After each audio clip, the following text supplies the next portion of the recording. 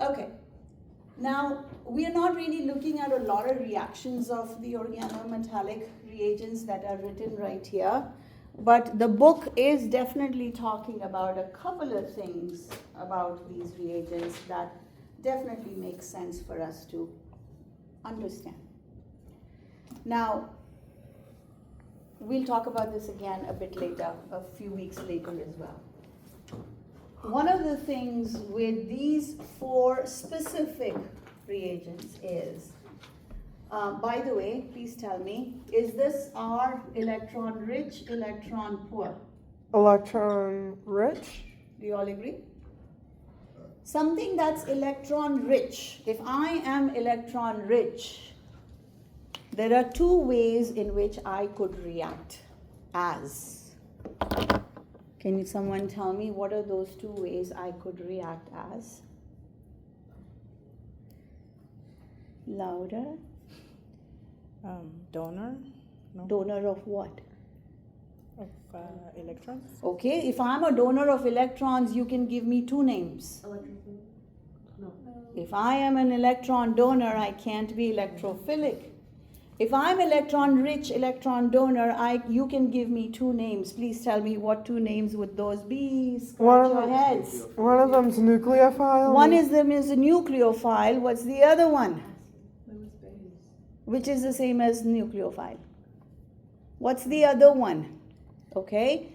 If I am electron rich, I'm either attracted towards an electrophile, right? Because what else could I be attracted to?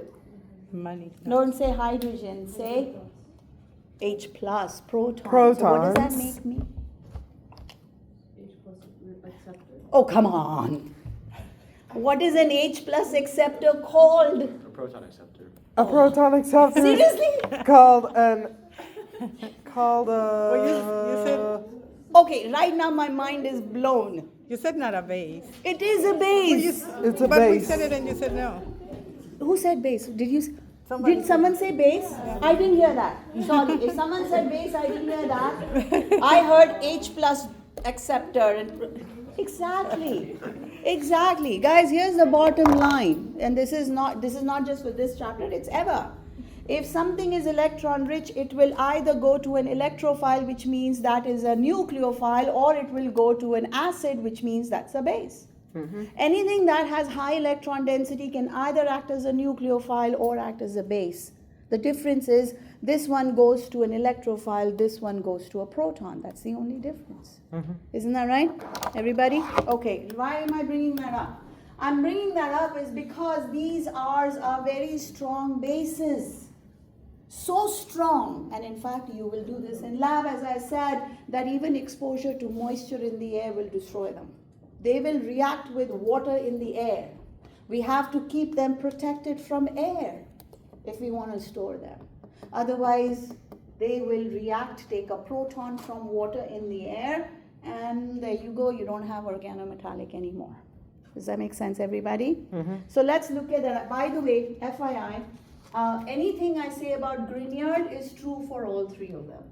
So sometimes I just use Grignard, but that's the same for all. These 3 are they're actually react exactly the same way. Gilman is different, but yeah. So, for example, let's say, okay, let's try this out. Bromoethane, for example. I'm reacting with magnesium. Oh, so by the way, so what kind of a solvent must I use if they are also very strong bases? Non-polar, not quite. Okay, by the way, can someone tell me what's the outcome? Maybe then we'll discuss that part.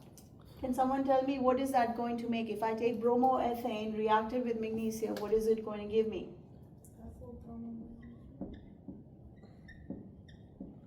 Isn't that right? Your R is ethyl, magnesium, your X is Br, we're done. That's a Grignard. Everybody okay? Mm-hmm. Now the question is, okay, what kind of solvent must I use is this electron rich or electron poor? Magnesium is electron poor. I don't care about magnesium. Let's focus on the R. Is the R electron rich, electron poor? Electron poor? We just said. Electron rich. So is it a nucleophile? So therefore they are very strong bases and strong nucleophiles as well. So if this is a strong base, very strong base, so strong a base that you cannot even expose it to air, what kind of a solvent must I use to actually create it? But if it's a strong acid, wouldn't this just react with the solvent and destroy it? So just the opposite.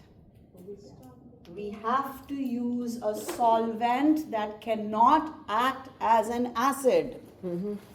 We have to use a solvent that cannot give a proton. A proton. A proton. Right? These are called aprotic solvents. We will talk some more about it next chapter.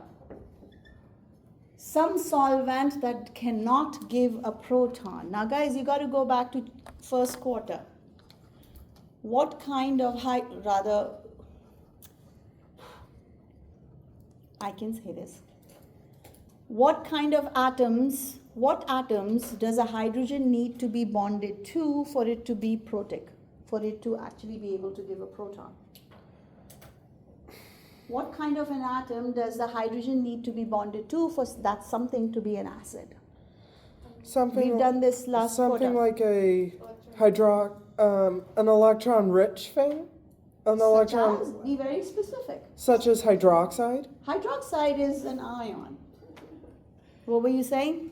Oh, I was saying something like negative. So such as? Oxygen. There you go. Oxygen. All acids have a few things in common because of that polarity of that bond. The hydrogen needs to be attached to one of, the electronegative atoms. Common acids, if you think of, the hydrogen is either attached to Cl or Br or F, we don't care about, oxygen or nitrogen, even some of them can be, if you have a strong enough base, you can even deprotonate those. The point is, one of the electronegative atoms have to be attached to a hydrogen, isn't that right? Yes. So if we want something to not be an acid, not be able to give a proton, which atoms should the hydrogen not be attached to?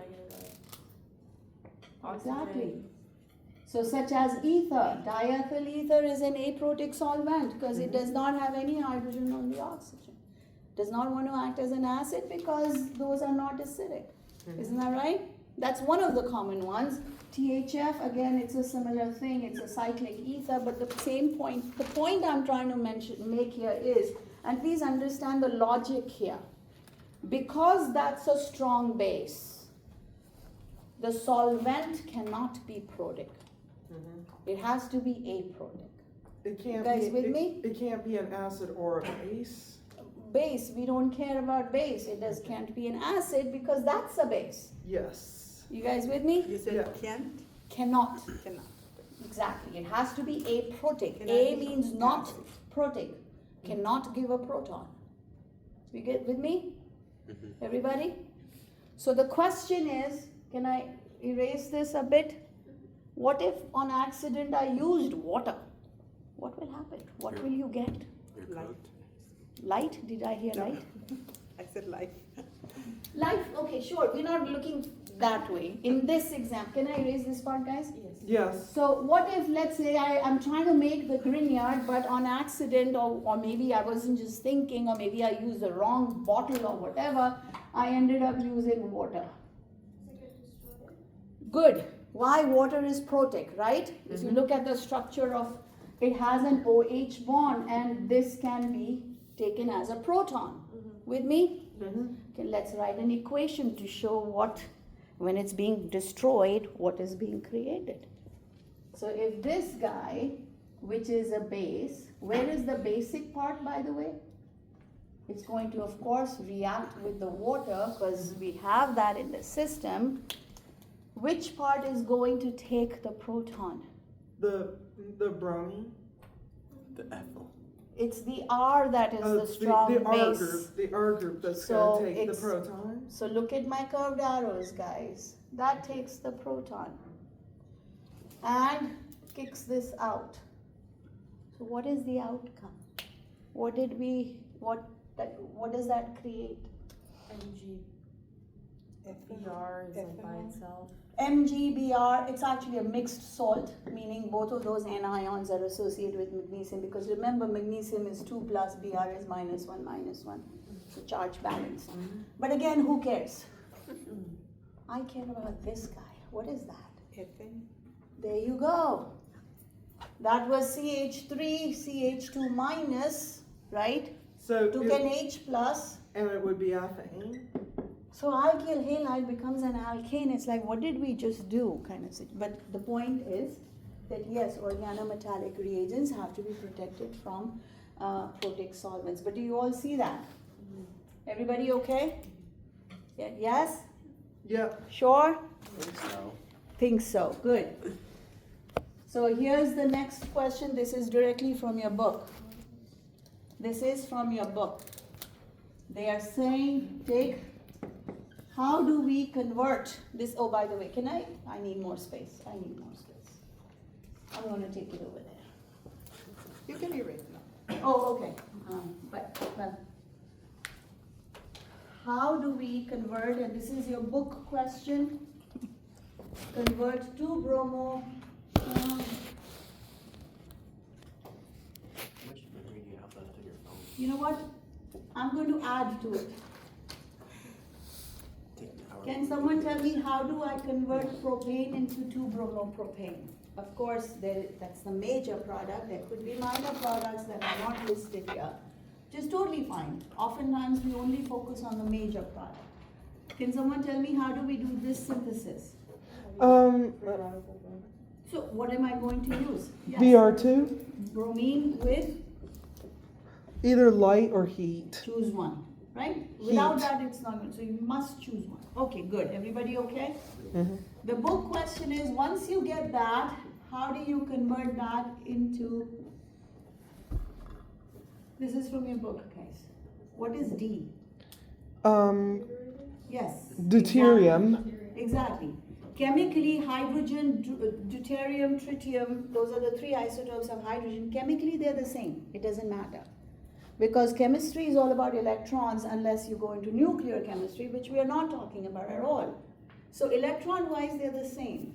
Hydrogen, whatever hydrogen can do, deuterium can do electronically, and tritium can do blah, blah, blah. So what they're basically saying is, oh, how am I going to replace that with this? Any thoughts? To that, nothing will happen. Something with deuterium in it. So here's the thing.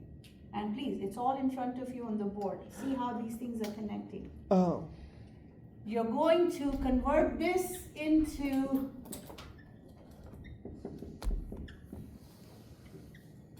a Grignard. By the way, what is that? Two diethyl ether. It is diethyl ether. Diethyl ether is an aprotic solvent, perfect for this reaction. Mm-hmm. Now when you get this, I can convert it to that directly, reacting with what?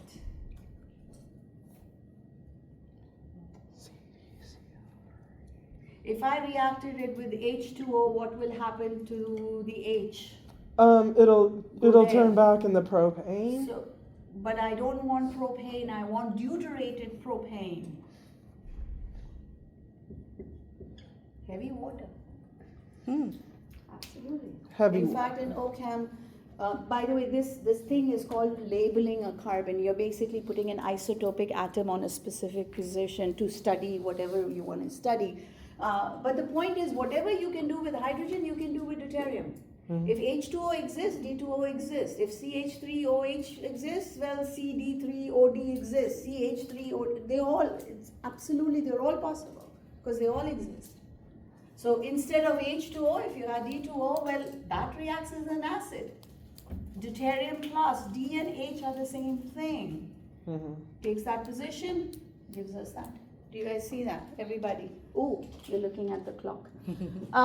Okay, so I think right now, at the moment, this is probably the focus of chapter 10, is just to introduce us to organometallic reagents. I just wanted to quickly talk a little bit about this